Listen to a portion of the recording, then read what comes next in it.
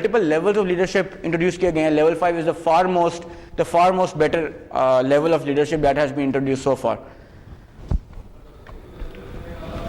From a stakeholder management approach, an organization's leaders are responsible for initiating and sustaining an ethical, principled and collaborative orientation towards those served by the firm. ठीक है, now those served by the firm has all the primary stakeholders या all the internal stakeholders on board. Firm किसको सर्व करती है? Employees को भी, suppliers को भी, कस्टमर्स को भी फर्म सर्व कर रही होती है, देन शेयर होल्डर्स को भी कर रही होती है, मैनेजमेंट को कर रही होती है फर्म सर्व. तो डायरेक्टली जिस चीज को फर्म सर्व कर रही है उसका the approach organization leaders are responsible for initiating and sustaining an ethical, principled and collaborative orientation. एक ethical ground, value based grounds पे आपकी बात होनी चाहिए. Then defining purpose, mission and value is very important in order to manage internal stakeholder. कि आपका leading an organization begins by identifying and enacting purpose and ethical values that are central to internal alignment, external market effectiveness, responsibility towards stakeholders. ठीक है, so first and foremost thing जिससे आपके internal stake holders को आप manage कर रहे होते हैं, that is identifying and enacting purpose and ethical value. कि आपने अपनी फर्म में एथिकल वैल्यूज या एथिकल कल्चर को स्प्रेड किया. This is the first and foremost thing जिसकी बेस पे which is central to internal alignment, internal stakeholders के पॉइंट ऑफ व्यू से, एक्सटर्नल मार्केट इफेक्टिवनेस कि आप एक्सटर्नल मार्केट कितने इफेक्टिव हैं, एंड बाकी स्टेक होल्डर्स की तरफ आपकी रिस्पॉन्सिबिलिटी कितने रिस्पॉन्सिबल हैं towards the remaining of the stakeholders. Then a value based leader inspire cooperative personal decision by creating faith in common understanding, probability of success, the ultimate satisfaction of personal motives and integrity of common purpose. यानी कि again हम बात कर रहे हैं कि value based, हमने शुरू में उन एथिक्स का ग्राउंड रख दिया कि हमने एथिक्स का इनिशिएट करना है ऐसा कल्चर जो कि एथिक की बेस पे चल रहा हो. उस कल्चर के बाद हमने वैल्यूज को आइडेंटिफाई करना है और उन वैल्यूज को लेके चलना है, उन एथिकल वैल्यूज को इन अदर वर्ड्स हम कह सकते हैं कि उन एथिकल वैल्यूज को आगे लेके चलना है bye creating faith in common understanding. 4 तरीके से हमने इस वैल्यू बेस्ड लीडरशिप को इंस्पायर करना है या प्रिवेल करना है. Bye creating faith in common understanding, by creating faith in the probability of success, by creating faith in the ultimate satisfaction of personal motives, and by creating faith in integrity of common purpose. ठीक है, अगर let's say हम इन सारी चीजों को one by one analyse करते हैं. Value based leader कैसे इंस्पायर करेगा, मतलब common understanding, created faith in common understanding कैसे एक कल्चर क्रिएट करने में हेल्प करेगी. फॉर एग्जाम्पल, अगर एक अंडरस्टैंडिंग क्रिएट कर दी जाए कि ये क्लास में 50 लोग हैं, ये 50 लोग वो जो कॉमन गोल है उस गोल के लिए काम कर रहे हैं, अगर हमारे अंदर ये अंडरस्टैंडिंग क्रिएट हो गई तो हम एज एक अच्छा कल्चर लेके उस एंड गोल की तरफ जा रहे होंगे. ठीक है, यानी कि बिकॉज हमारा रीजन कॉमन हो गया तो उसकी वजह से हमारी वैल्यूज भी मैच होना शुरू हो जाएंगी और हमारे अंदर इंटेग्रिटी ऑटोमेटिकली क्रिएट हो जाएगी. ठीक है, सो दिस इज कि कॉमन अंडरस्टैंडिंग डेवलप करके कैसे इस चीज को ट्रिगर कर रहे हैं. Then creating faith in the probability of success. अगर आपका फेथ है ना कि ये प्रोबेबिलिटी ऑफ इस गोल की प्रोबेबिलिटी ऑफ सक्सेस अचीव मैं कर सकता हूं या हम मिलकर कर सकते हैं, 90% प्रोबेबिलिटी ऑफ सक्सेस है लेट्स से, और आपका फेथ है उसके अंदर, then you will continue working towards it. Now there is 20 of you who believe कि there is a probability of 90% probability of success, the remaining 30% believe that there is 20% probability of success. तो आप लोगों के goals जो हैं वो align नहीं होंगे because 30 of you would be believing कि ये चीज तो अचीव हो ही नहीं सकती, इसको सक्सेसफुल हो ही नहीं सकता, तो इस डायरेक्शन में काम करना is useless. while 20% of you would be driving, 20 people of you would be driving towards that goal, जिसमें आप बिलीव करते हैं कि 90% प्रोबेबिलिटी ऑफ सक्सेस है. सो यहां पे वो बात करता है कि प्रोबेबिलिटी ऑफ सक्सेस की सर्टेनिटी हर किसी के अंदर एम्बोस की जाए. ठीक है, दैट इज, वापस वॉरेन बफे केस पे जाते हैं.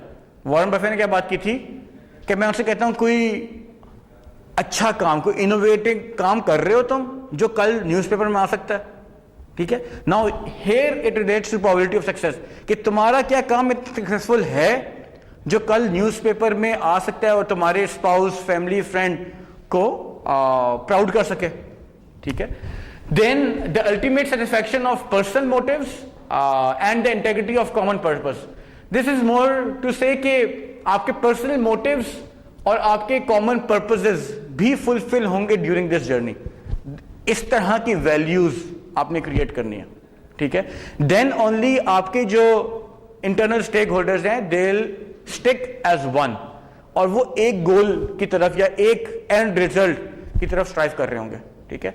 इनमें से किसी भी चीज को आप ऑपोजिट करके देख लें कि आधे लोग एक बात कर रहे हैं, आधे लोग दूसरी बात कर रहे हैं, आप एक हार्मनी क्रिएट कर ही नहीं सकते, एक कल्चर क्रिएट कर ही नहीं सकते, ठीक है। तो these are 4 essential pillars to create harmony, या एक वैल्यू बेस्ड लीडर के लिए इंपॉर्टेंट है कि इस चीज में फेथ क्रिएट किया जाए।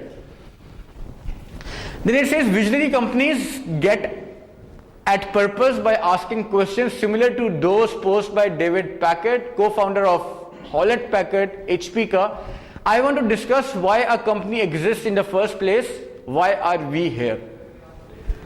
So जितने भी विजनरीज हैं, विजनरी कंपनी के लीडर्स हैं, वो जो हॉलेट पैकेट, HP का फाउंडर ने जो अपने आप से जो सवाल पूछता है, that is a role model question that everyone asks to themselves, and that question says I want to discuss why a company exist in the first place, कि कंपनी क्यों एग्जिस्ट कर रही है, उसका वैल्यू क्या है, उसका पर्पस क्या है, ठीक है। And why are we here, हमने क्या करना है। एंड देन ही सेज कि अगर each and everyone is aligned towards that goal, then only can we create a leadership based model.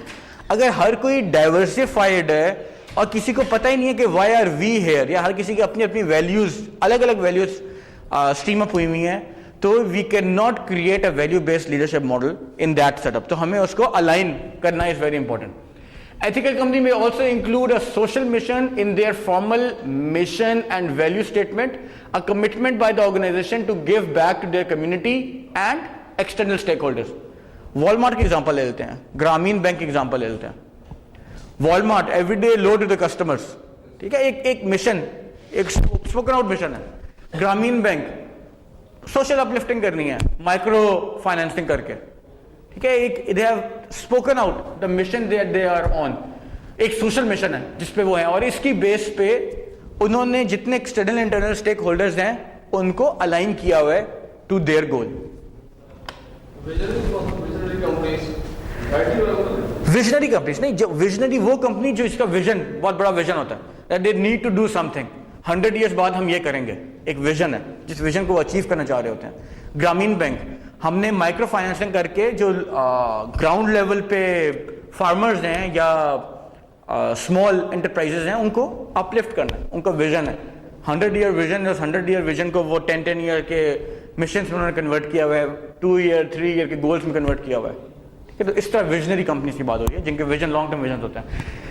Okay, strategic alignment of questions, जितने किस्म के हमने बात की अभी तक, उसका एक मॉडल है। The model was presented by Joseph W Weiss, Bentley College Waltham में, एंड इट सेज कि हमारा जो भी विजन है, जो भी मिशन है, जो भी वैल्यूज हैं, this should be spoken out very effectively, ठीक है। इनको बहुत इफेक्टिवली हमने करना है।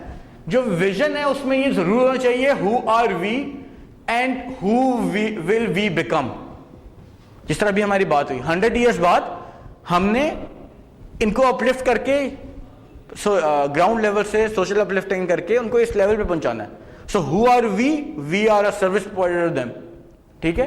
And who will we become, will be part of that ecological system for example, ठीक है। In terms of Grameen Bank की अगर हम बात करते हैं, मिशन क्या है हमारा, what is our strategic purpose for operating, this needs to be clear. The values, what do we stand for and believe in, what standards can be used to evaluate and जज us, ठीक है। हमें हमारी values पता होनी चाहिए कि क्या वो वैल्यूज जिस पे हमारी कंपनी खड़ी हुई है, और क्या वो वैल्यूज जिस पे अदर्स कैन सी अस, मतलब अदर हमें इवैल्यूएट कर सकते हैं फ्रॉम द एक्सटर्नल एनवायरनमेंट और इंटरनल एनवायरनमेंट एज वेल, ठीक है। Then it says ये जब तीन चीजें अलाइन हो गई, then we need to see what business are we in. इस बिजनेस के हिसाब से who is our customer, what are our core competencies and what is our product and service. क्या ये चार चीजें हमारे विजन, मिशन और वैल्यूज पे अलाइन होती हैं या अलाइन नहीं होती? अगर हमारा विजन, मिशन और वैल्यूज ये चीज क्लियरली बताती हैं कि who is our customer, it means कि हम अलाइंड है गोल के लिए. अगर वो ये बताती है कि what is our core competency, तो इसका मतलब है we are aligned. What is the product और service that we are offering और we may offer, is again कि हम अलाइनमेंट कर जाए. अब what is a business, what business are we in. ठीक है, सो पहले हमने देखा था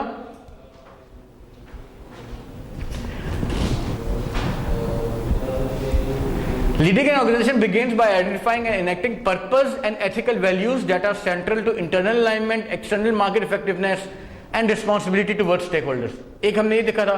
दूसरा हमने ये देखा था कि value based leaders inspire cooperative personal decisions by creating faith in common understanding, probability of success, ultimate satisfaction of personal motives, integrity of common purposes. ये हम अचीव कैसे कर रहे हैं? Through this model.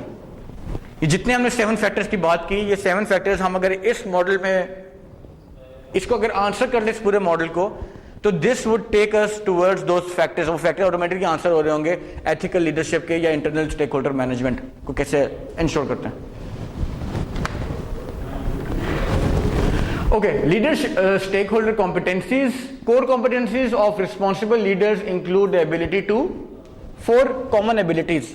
Can be more than this, लेकिन 4 most common competencies की बात हो रही है. Define and lead the social, ethical and comparative mission of organization. That is what a leadership must ensure. Build and sustain accountable relationships with stakeholders. Internal की बात हो रही है इसमें ज़्यादा.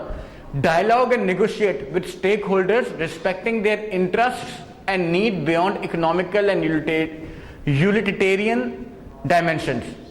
ठीक है कि फाइनेंशियल डायमेंशंस या उसकी यूटिलिटी की डायमेंशंस के बियॉन्ड चीज़ों को सोचना शुरू करें. जो वॉरेन बफे ने बात की थी कि अगर आप मेरा फाइनेंशियल लॉस करते हैं, not an issue, I would understand, लेकिन if you have a loss on repute, I will be ruthless.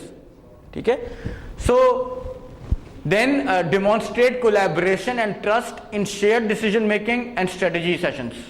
कि आपकी कोलैबोरेशन और ट्रस्ट है इन शेयर डिसीजन मेकिंग, ये वही एग्जैक्टली वही चीज़ है जो पीछे से कैरी फॉरवर्ड हो रही है, जिसमें हमने वो 7 पॉइंट्स 4 and 3 पॉइंट्स से बात की थी.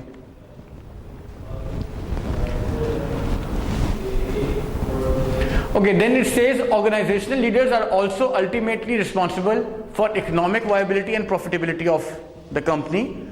लेकिन from a value based leader stakeholder management perspective, from a value-based stakeholder management perspective, leaders must also set vision, mission and direction, जिसके हमने शुरू में बात की उस मॉडल में. Then create and sustain a legal and ethical culture throughout the organization. This is जिसपे Warren Buffett का एम्फोसिस ज़्यादा था कि एथिकल, मैं कल्चर देखता हूँ कंपनी का, उस कल्चर को परचेज करता हूँ, मैं कंपनी इटसेल्फ को परचेज नहीं करता. ठीक है. Then articulate and guide the strategy and direction of the organization. What we discussed before कि आपका जो probability of success है उस पे आपकी certainty होनी चाहिए कि you are certain कि probability of success है, होगी अचीव. और वो किस टाइम में अचीव हो सकती है? सिर्फ उस वक्त में अचीव हो सकती है जब आपकी गाइडेंस टू डायरेक्शन और गाइडेंस टुवर्ड्स स्ट्रेटजी जो है वो अलाइंड हो.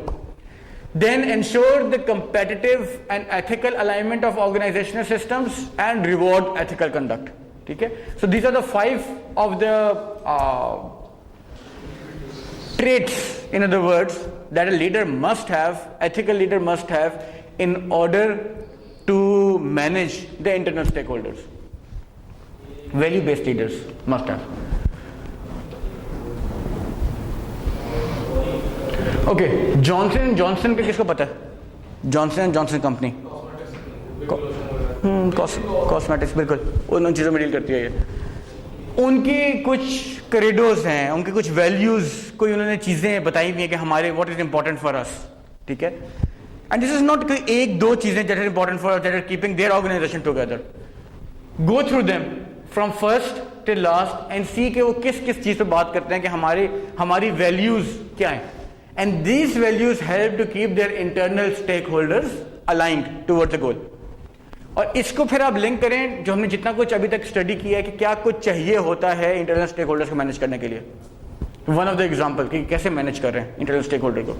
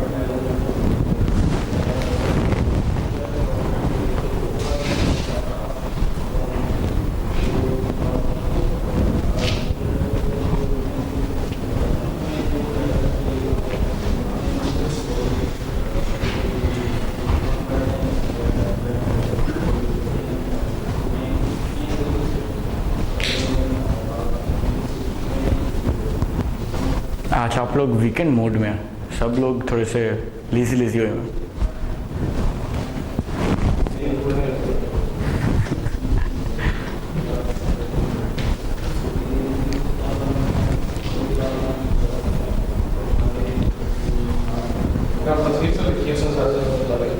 हर चीज आप सिर्फ ये देखें, एवरीवन इज डन रीडिंग। ये लास्ट पे क्या इसका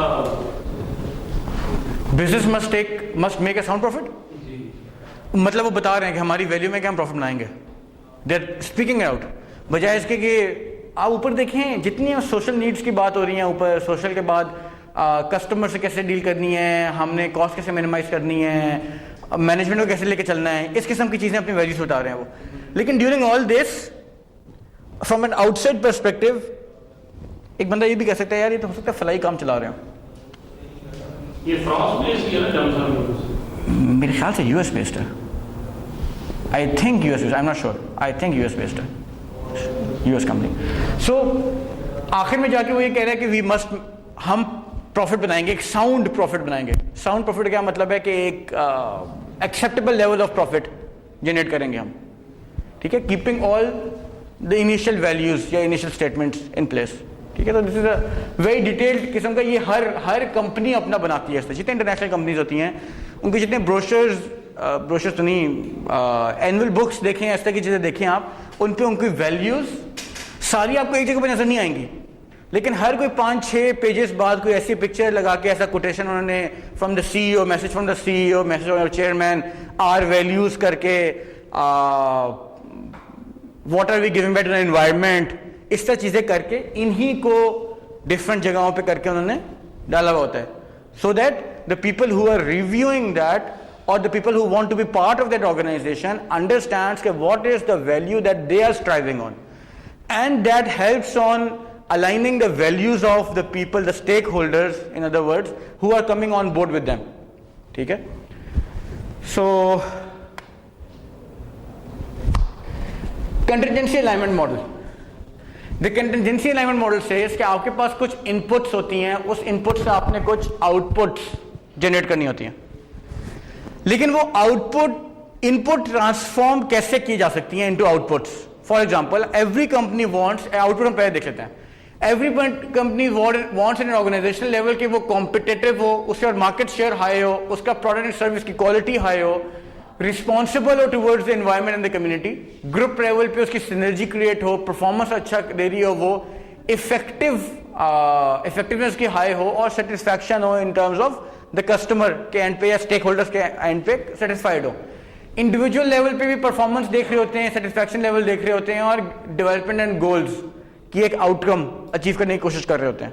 ठीक है, these all outcome can be achieved through inputs, जिसमें कस्टमर रिक्वायरमेंट्स में बात करते हैं कि लीडरशिप कैसी है, एनवायरमेंट कैसा है, हिस्ट्री क्या है, क्या रिसोर्सेज जिसको यूज कर रहे हैं। ठीक है, लेकिन what is the tool that transforms all these input to the output is basically whatever we have read from day one until today। ठीक है, उस सबको समराइज कर लें आप। क्या क्या चीजें हमने देखी हैं? हमने देखा है कल्चर अच्छा होना चाहिए, वैल्यू बेस्ड चीजें होनी चाहिए, एथिकल होना चाहिए, देन वी हैव सीन के कम्युनिकेशन स्ट्रांग होनी चाहिए, then we have seen segmentation करके उनको मैनेज करें। ठीक है, whatever we have studied वो सारा कुछ हेल्प करता है towards transformation into the outcomes.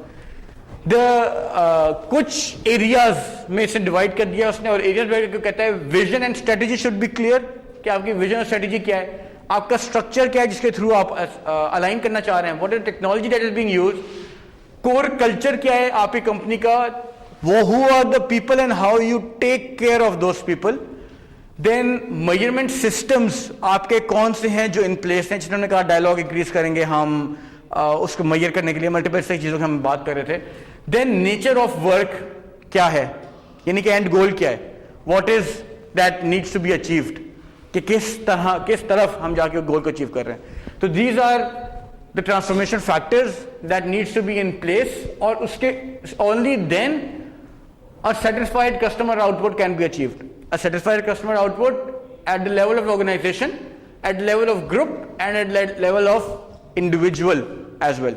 ठीक है, और उसमें क्या क्या फैक्टर्स हैं इंडिविजुअल लेवल पे जो मैटर करते हैं, ग्रुप लेवल जो मैटर करते हैं और ऑर्गेनाइजेशन लेवल पे जो मैटर करते हैं, उनकी बात हो रही है।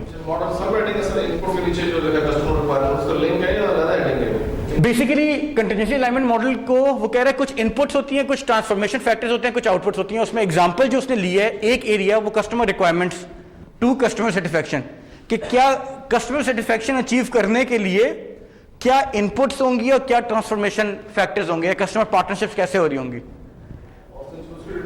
और इसकी डिटेल उसने आगे शेयर की हुई है। ठीक है, इसी तरह हर एलिमेंट का अपना अपना चीज निकल सकती है, लेकिन by and large these will be the transformation factor that will be used. ठीक है, उसकी आउटपुट लेट्स से मैं कहता हूं कस्टमर नहीं है, सप्लायर है, तो सप्लायर की जो ऑर्गेनाइजेशन लेवल आउटपुट्स हैं वो थोड़ी डिफरेंट होंगी, ग्रुप लेवल इंडिविजुअल लेवल थोड़ी डिफरेंट होंगी। ठीक है, उसके अपने सर्कमस्टांसेस के साथ चीज चल रही होंगी। अगर मैं कहता हूँ मैनेजमेंट है या शेयर होल्डर है, तो शेयर होल्डर की जो सेटिस्फैक्शन की मेजर्स हैं वो एक डिफरेंट तरीके से हो रहे होंगे, प्रॉफिट कितना बन रहा है, कितना स्टेबल है कंपनी, मार्केट में रेपुटेशन कैसे चल रही है उसकी, कल्चर कितना स्ट्रॉन्ग बिल्ट हुआ है, इस किस्म की elements would be the satisfaction output for share holders for that matter, और उनके लिए इनपुट मोर और लेस इनपुट भी सेम रहेगी। ठीक है, for shareholder as well. Let's do an activity, और ये एक्टिविटी करके will call it a day. So leadership traits पे कुछ क्वेश्चंस हैं, 10 क्वेश्चंस। अपने अपने पास इनके मार्क कर लें कि आपको इसका आंसर आप इससे बहुत ज़्यादा एग्री करते हैं, मोस्ट ऑफ द टाइम ये काम करते हैं, बहुत कम ये काम करते हैं, मॉडरेटली ये काम करते हैं, उसके हिसाब से नंबर्स एलोकेट करना है।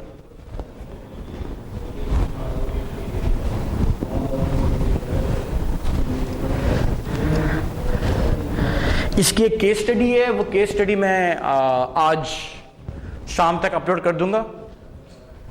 उस केस स्टडी को आप लोग पढ़ के आइएगा, और नेक्स्ट क्लास में हम 1 घंटा इस लेक्चर को कंप्लीट करेंगे और 1 घंटा केस स्टडी डिस्कस करेंगे।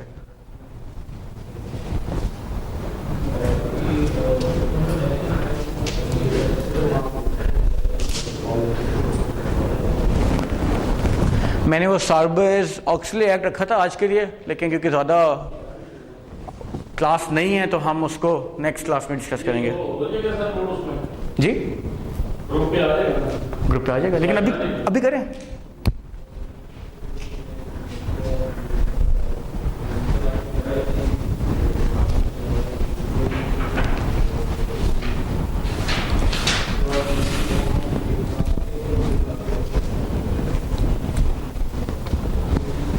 अभी करें, इसका जो स्कोर आता है वो स्कोर क्या बताता है उसको भी हम डिस्कस करेंगे।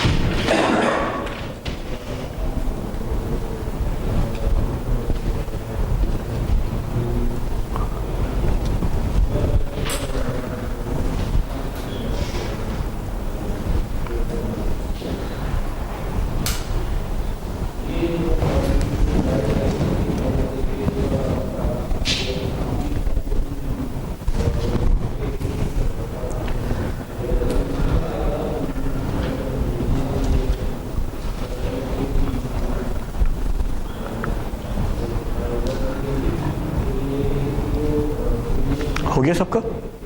जिसका हो गया वो अपना अपना स्कोर सम कर ले। स्कोर के एंड पे ना सम कर ले, क्या स्कोर बना है।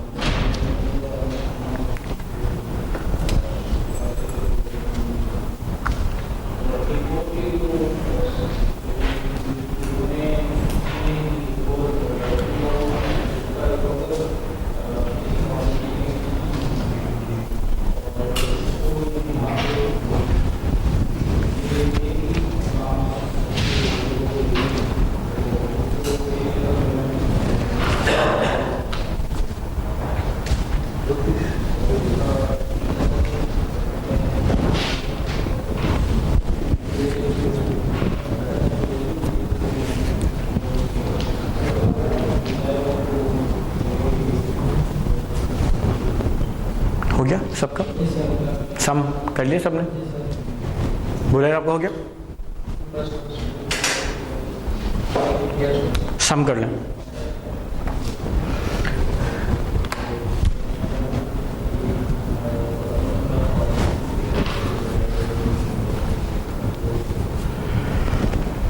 जो आपका स्कोर आया ना, अगर ये स्कोर 40 प्लस है तो आपके जो लीडरशिप स्टाइल है उसमें करेजियस लीडर में आप फॉल करेंगे, ठीक है।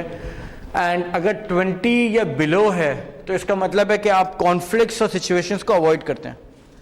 आप you are more of team player, कि आप टीम प्लेयर की कैटेगरी में आएंगे। आपकी लीडरशिप वाली ट्रेड से टीम प्लेयर की ट्रेड्स पे आप शिफ्ट कर जाएंगे, ठीक है।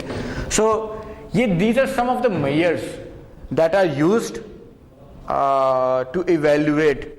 जिस टाइम पे कंपनी का कल्चर देखा जा रहा होता है, टीम्स का कल्चर देखा जा रहा होता है, उसमें इस किस्म की चीज़ें इवेल्युएट की जाती हैं कि लीडरशिप कौन है, उसकी लीडरशिप कितने स्टेट्स कितने स्ट्रांग है, टीम प्लेयर्स कौन है, वो टीम प्लेयर कितने स्ट्रांग हैं, और उनको फिर अकॉर्डिंगली अलाइन किया जाता है ताकि आपकी इंटरनल स्टेक होल्डर को इफेक्टिवली मैनेज कर सकें। ठीक है, अगर आपने एक टीम प्लेयर की पोजीशन एक लीडर